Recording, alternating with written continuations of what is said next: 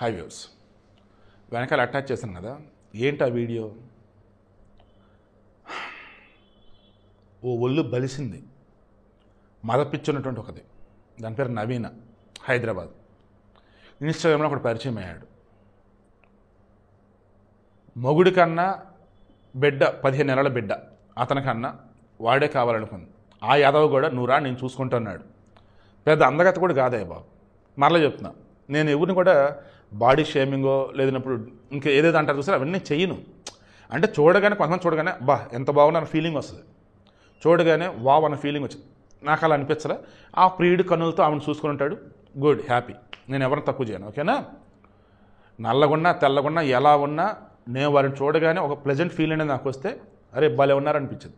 ఆ తర్వాత వాళ్ళు ఏంటని తెలిసాక మంచా చెడు దాని మీద దగ్గరగానే దూరంగానే ఉంటుంది చేస్తాం. ఇప్పుడు ఏంటి విషయం? హైదరాబాద్ నుంచి నల్లగొండకి వెళ్ళాను బాబుని తీసుకొని. బాబు చిప్స్ తింటూ ఉన్నాడు. ఈలోపు లవర్ వచ్చాడు, బండి మీద లవర్తో వెళ్ళిపోయాను.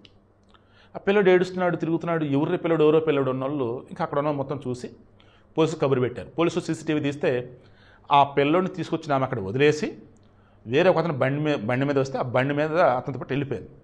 ఆ బండి అవదని చూస్తే ఆ బండి అతను కాదు, వేరే వాడిది. సరే ఆమె ఎవరురా ఏంట్రా అని క్రాస్ చెక్ చేసుకుంటూ పోయినప్పుడు హైదరాబాద్ నుంచి వచ్చిందామని తెలిసింది. ముందు ఆ బండి మీద వెళ్ళినట్టు ఇద్దరిని, అంటే పిల్లోడి అమ్మని దాని యొక్క లవర్ని, వాళ్ళని పిలిపించాం.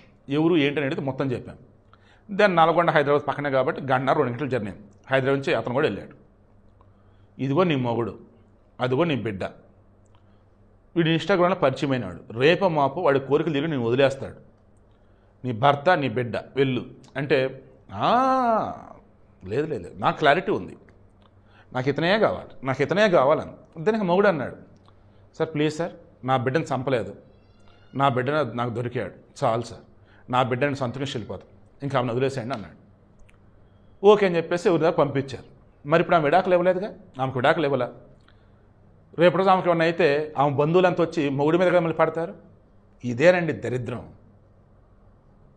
మొగుళ్ళు అనేవాళ్ళు, మగాళ్ళు అనేవాళ్ళు గతంలో రాక్షసులుగా క్రూరులు కొంతమంది ఉండేవాళ్ళు.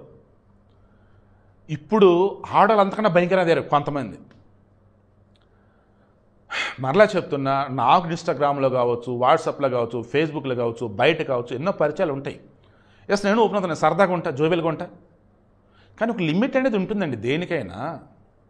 ఒక లిమిట్ క్రాస్ అయినా, నేను కాదు కొంతమందికి చెప్తున్నాను, ఒక లిమిట్ మీరు క్రాస్ అయినా దానివల్ల మీ కుటుంబం ఎఫెక్ట్ అవ్వకూడదు, అవతలకి ఇబ్బంది రాకూడదు.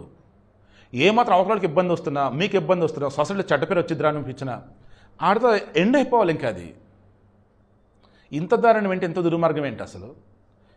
ఏం ఇన్స్టాగ్రామ్లు, ఏం దిక్కుమల సోషల్ మీడియా యాప్లు రా బాబు. అసలు ఆడమ్మగా తేడా లేకుండా వర్షగా తయారే చేస్తున్నారు అసలు.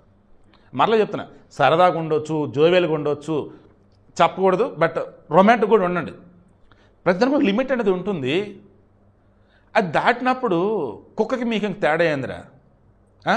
వాయువు వరుసలు మార్చి ధర్మం లేదు, నీతి లేదు, నిజాయితీ లేదు, ఏం లేదు, ఏంది ఇంకా అది?